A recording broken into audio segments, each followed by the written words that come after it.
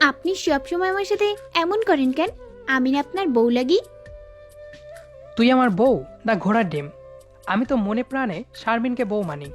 তুই কোনোদিনও আমার কাছ থেকে বউয়ের অধিকার পাবি না। তাইলে আমার বিয়ে করছেন কেন? শারমিনরে বিয়ে করতেন। আমি কি তোরে সাধে বিয়ে করছি? মা বাবার সম্মান রাখতে গিয়া বিয়ে করছি। মা বাপের সম্মান রাখতে গিয়ে আমার বিয়ে করছেন ভালো কথা, তাইলে সব সময় আমার লগে এমন খারাপ ব্যবহার করেন কেন? ওরে পেতনি, খারাপ ব্যবহার কেন করি বুঝোস না? আর তুই বুঝবেই বা কেমনে? তোর তো বুদ্ধি শুদ্ধি কম, তাই না? হ, আমার বুদ্ধি কম, আমি কম বুঝি। আপনি যদি আবার আমার লগে এমন খারাপ ব্যবহার করেন, তাইলে আমি কিন্তু মায়ের কাছে কইয়ে দিমু। এই বাড়ির ভাত খাওয়ার ইচ্ছা যদি না থাকে তাইলে মায়ের কাছে নালিশ করিস। আর যদি খাইতে চাস তাইলে আমার নির্যাতন তোর সহ্য করা লাগবো। কথাটা মনে রাখিস। তাড়াতাড়ি আমার আকাশি রঙের শার্টটা দে। বেলা কয়টা বাজে ঘড়ি দেখছোস? আমার কথা শুনে মায়া চুপ হয়ে যায়, আর একটিও কথা বলে না। মা বাবার সম্মান রক্ষা করতে গিয়ে মায়াকে বিয়ে করতে হয়েছে। মায়া বাবার বন্ধুর মেয়ে। বাবা মায়ার বাবাকে কথা দিয়েছিল মায়াকে আমার সাথে বিয়ে দিবে, তাও সেটা আমার জন্মের 4 বছর পর। আমার বয়স যখন 4 বছর, মায়া তখন সবেমাত্র পৃথিবীর মুখ দেখেছে। মায়ের কাছে গল্প শুনেছি, মায়ার বাবার সাথে আমার বাবার ভালো বন্ধুত্ব ছিল। দুজনের বন্ধুত্ব আজীবন টিকিয়ে রাখার জন্য আমাদের বিয়েটা ঠিক করা হয়েছিল। কিন্তু ভাগ্যের কি নির্মম পরিহাস! মায়াকে আমার হাতে তুলে দেওয়ার কপাল মায়ার মা বাবার হয়ে ওঠেনি। মায়ার বয়স যখন 8 বছর, তখন ওর মা বাবা দুজনেই সড়ক দুর্ঘটনায় মারা যায়। পরে মায়ের খালা ওকে নিয়ে গিয়ে নিজের মেয়ের মতন লালন পালন করেন আমার গলায় ঝুলানোর জন্য। শারমিনের সাথে আমার 3 বছরের গভীর প্রেম। আমরা বিয়ের আগেই বাচ্চা কাচ্চার নাম ঠিক করে রেখেছি। বিয়ের পর কোথায় ঘুরতে যাব, প্রতিদিন কি কি কাজ করব, সব আমাদের রুটিন করা ছিল। শুধু 3বার কবুল বলা বাকি। সন্ধ্যা হলেই আমি ছুটে যেতাম শারমিনদের কাঁঠাল বাগানে। বাগানের সবচেয়ে বড় কাঁঠাল গাছের নিচে বসে আমার ভালোবাসার গল্প শুরু হতো। সারাদিন কি করেছি না করেছি সব কথা দুজন বলতাম। কাঁঠাল গাছের নিচে থেকে আকাশের চাঁদটাকে খুব সুন্দর দেখা যেত। আমি চাঁদের দিকে হাত বাড়িয়ে বলতাম, দেখো শারমিন, তুমি চাঁদের থেকেও অনেক সুন্দরী। তুমি আমার জীবনে এসে ভালোবাসার আলো ছড়িয়ে দিও। তোমার বুকে মাথায় রেখে ঘুমাতে দিও এক জনম। আমি শুধু তোমাকে ভালোবেসে যেতে চাই। আজকের এই চাঁদ সাক্ষী রইল, তুমি শুধুই আমার। আমার কথা শুনে শারমিন মুচকি মুচকি হাসতো আর বলতো, তুমি কি পাগল হয়ে গেলে নাকি? আমি তো শুধু তোমার। সৃষ্টিকর্তা ছাড়া কেউ আমাকে তোমার থেকে আলাদা করতে পারবে না। আমিও তোমার বুকে মাথা রেখে ঘুমাতে চাই। তোমার বুকটা আমার জন্য খালি রেখো। হয়তো সৃষ্টিকর্তার ইশারায় আমরা দুজন আলাদা হয়ে গেছি। আমার গলায় ঝুলেছে ক্লাস 8 পাস মায়া, আর আমার জীবন থেকে হারিয়ে গেছে ভালোবাসার মানুষ শারমিন। বিয়ের পরও শারমিনের সাথে মাঝে মাঝে ফোনে কথা বলতাম। শারমিনকে এতটা ভালোবেসে ফেলেছি যে ওকে ভুলে থাকা মোটেও সম্ভব না। মাঝে মাঝে মনে হয় ওর মুচকি হাসি দেখেই আমি এক জনম কাটিয়ে দিতে পারবো। কিন্তু মা বাবা আমার গলায় ঝুলিয়ে দিয়েছে মায়া নামের একটা পেতনি মেয়ে। শারমিন যদি পরি হয় তাহলে মায়া অবশ্যই পেতনি।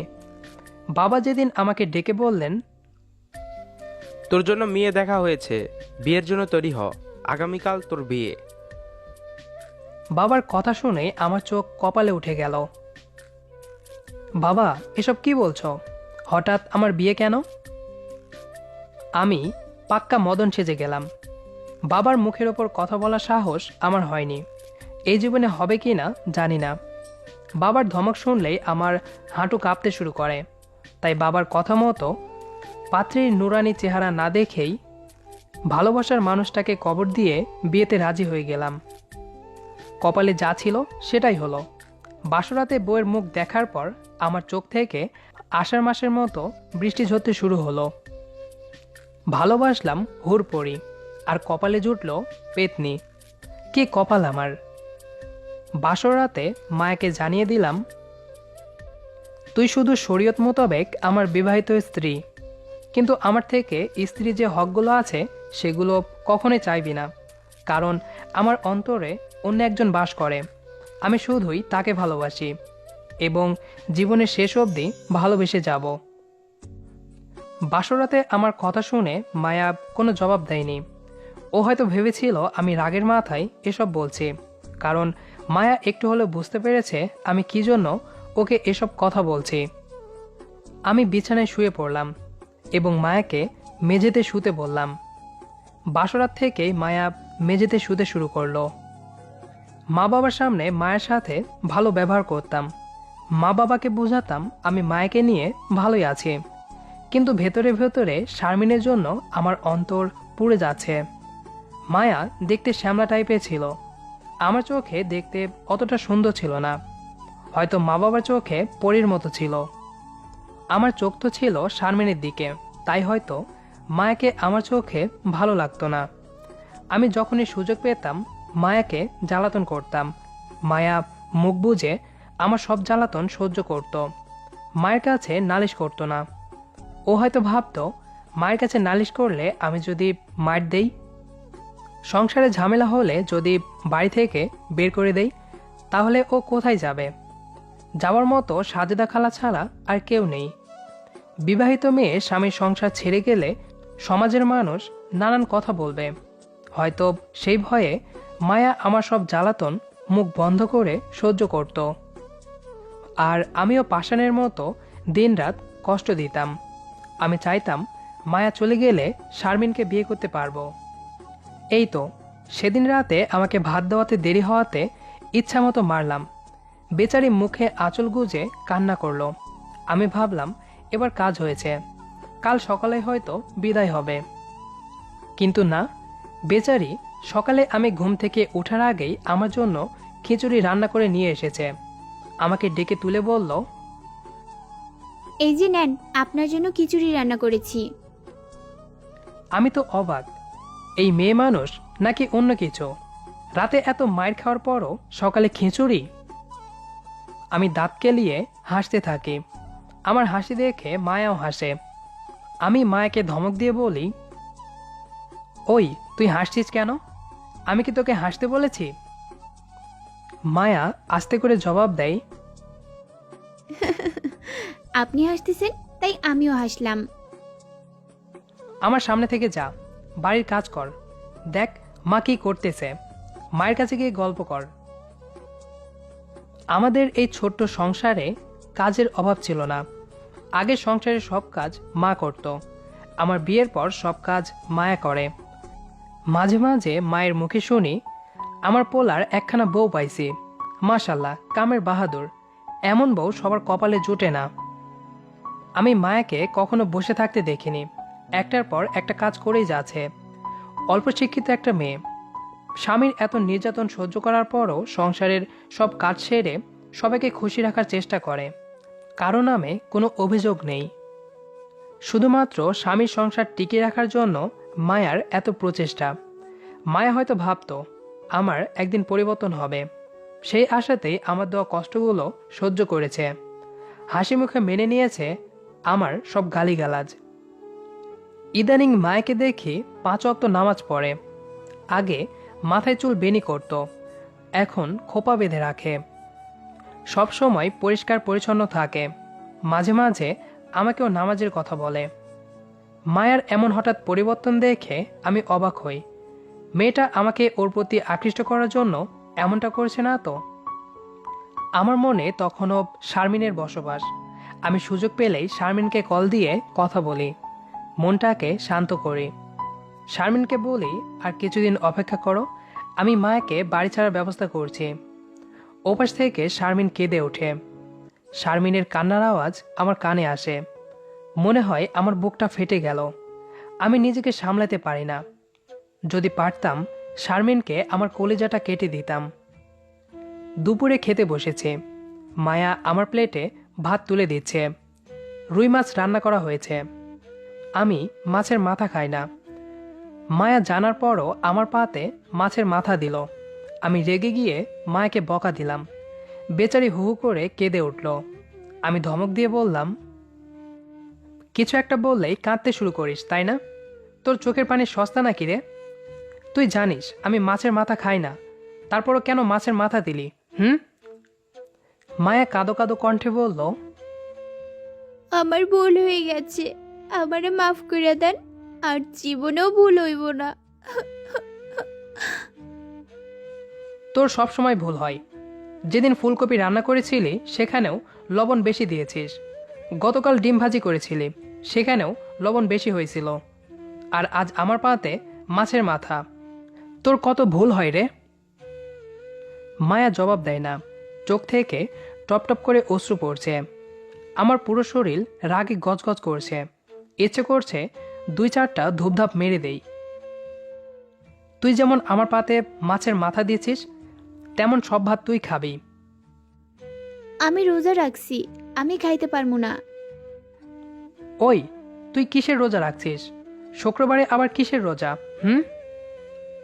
নফল রোজা রাখছি, দয়া কইরা আপনি খান, আর জীবনেও ভুল হইব না। রাখ তোর রোজা।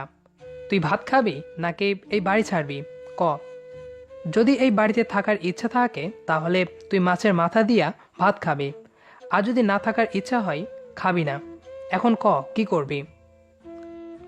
আমি মনে মনে খুব খুশি, কারণ মায়া যদি সত্যিই রোজা রেখে থাকে তাহলে ভাত খেতে পারবে না, আর ভাত না খেলেই তো বাড়ি ছাড়া করতে পারবো।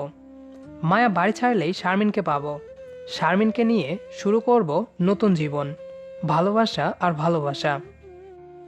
এ কি কাণ্ড! মায়া হাত ধুয়ে ভাত খেতে শুরু করলো। আমি তো অবাক। মায়া না বললো ও রোজা রেখেছে, তাহলে ভাত খাচ্ছে কেন? তার মানে রোজা ভেঙে এই বাড়িতে থাকার প্ল্যান। কি রে, তুই না রোজা রাখছিস, তাহলে ভাত খাচ্ছিস কেন? আপনি না ভাত খাইতে কইলেন, তাছাড়া নফল রোজা রাখতে হইলে স্বামীর অনুমতি নেওয়া লাগে। আমি তো আপনার অনুমতি নেই নাই, তাই আপনার কথা মতো রোজা ভাঙলাম। আমার সব প্ল্যান ভেস্তে গেল। এবারও মায়াকে ঘরছাড়া করতে পারলাম না। এতান ভীষণ, তুই একটা অসহায় মেয়ের সাথে এমন কেন করিস? মেয়েটা তো তোর বিয়ে করা স্ত্রী। স্ত্রীর সাথে কেউ এরকম আচরণ করে? স্ত্রীকে ভালোবাসতে হয়, সম্মান করতে হয়, স্ত্রীকে সময় দিতে হয়, স্ত্রীর হক আদায় করতে হয়। তুই তো কিছুই করিস না, বরং নিজের সহজ সরল স্ত্রীকে দিন রাত কষ্ট দিস, নির্যাতন করিস। তুই জানিস এর জন্য তোকে শাস্তি দেওয়া হবে? তানভীর, তুই তো পাপী রে। তুই স্ত্রীর অধিকার আদায় না করে বেগানা নারীর সাথে ভালোবাসার কথা বলিস। নিজের ঘরে স্ত্রী রেখে কেউ এমন পাপের কাজ করে? তানভীর, তুই ভালো হয়ে যা। তোর ভালোবাসাটুকু স্ত্রীকে দে, মনের কথাগুলো স্ত্রীকে বল। অসহায় মেয়েটাকে আর কষ্ট দিস না। সবার জীবনে এমন আদর্শ স্ত্রী জোটে না রে তানভীর। তোর যে কবে বুদ্ধি হবে দেখিস না। এত জ্বালাতন সহ্য করার পরেও তোর স্ত্রী রোজা রাখে, যাতে করে তুই ওকে ভালোবাসিস। তানভীর, সময় থাকতে বুঝতে শেখ, নাইলে পরে পস্তাবি। স্ত্রীর অধিকার আদায় না করার জন্য আল্লাহর কাছে তোকে জবাবদিহি করতে হবে।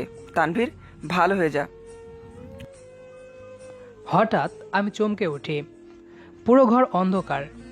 ঘরের লাইট জ্বালিয়ে দেওয়াল ঘড়িতে দেখি রাত 4:19। মায়া মেঝেতে শুয়ে আছে। আমার পুরো শরীর ঘেমে একাকার হয়ে গেছে। আমি কি তাহলে এতক্ষণ স্বপ্ন দেখছিলাম? আর স্বপ্নে কে সেই মানুষটা যে আমাকে এতগুলো কথা বলল? স্বপ্নের মানুষটির কথাগুলো আমার কানে বাজছে। আমার খুব ভয় হচ্ছে। কে সেই মানুষ? আমার হাত পা কাঁপতে শুরু করলো। উপায় না পেয়ে আমি মায়াকে ডেকে তুললাম। মায়া চমকে উঠে বলল, কি হয়েছে আপনার? ভয় পাইছেন নাকি? না, ভয় পাইনি। আমার কেমন যেন লাগছে। আমি স্বপ্নের কথা মায়ের কাছে লুকালাম। মায়া আমার পিঠে হাত দিয়ে বলল, ফ্যান চলতেছে, তারপরও আপনার শরীর ভেজা কেন? জানি না। শার্টটা একটু খোলেন, আমি আপনার জন্য ঠান্ডা পানি নিয়ে আসি। মায়া দরজা খুলে বাইরে থেকে ঠান্ডা পানি নিয়ে এলো। নিজের হাতে আমাকে পানি পান করালো। একটু পর ফজরের আজান হলো। মায়া আমাকে বলল,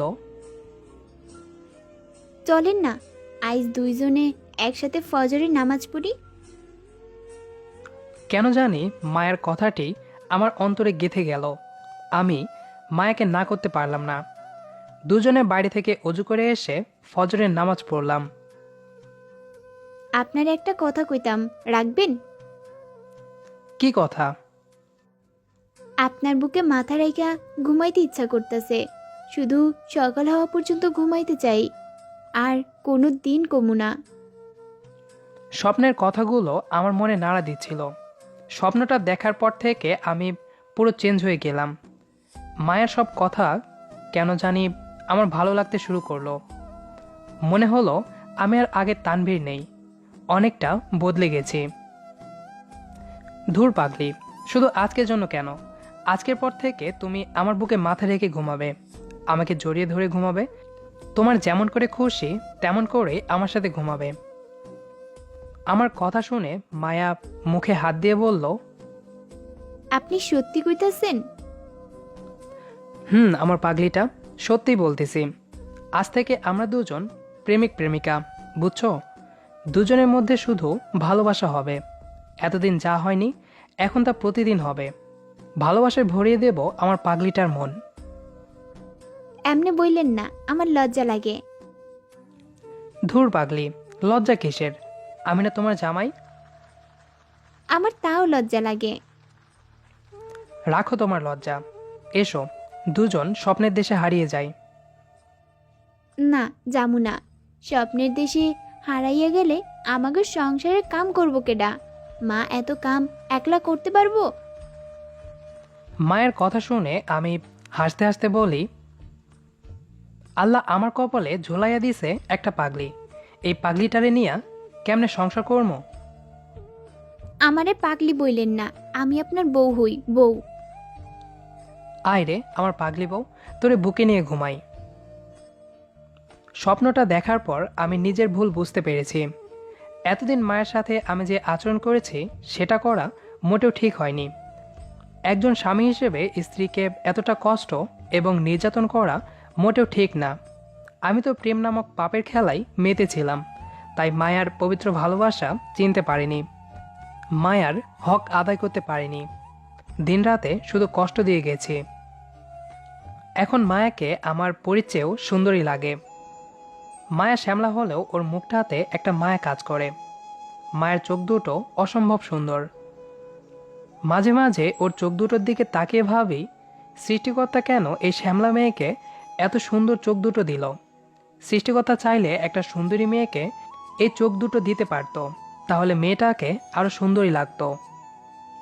আজকাল মায়ের কপালে চুমু খাওয়া হয় না, আমি মায়ের মায়াবী চোখ দুটোতে চুমু খাই। আমার কাণ্ড দেখে মায়া মুচকি মুচকি হাসে আর বলে, আপনি পারেন বটে, চোখে কেউ চুমু খায় নাকি? আমার বউয়ের চোখ দুটো সেই কিউট, তাই আমি চুমু খাই, তাতে তোমার কি? আপনার বউ হইতে পারে, কিন্তু চোখ দুইটা তো আমার নাকি? বউ, ও আমার চোখও আমার, বুঝলা পাগলি বউ? চলেন আইস ঘুরতে যামু। কই যাইবা? আপনি যেখানে নিয়ে যাইবেন।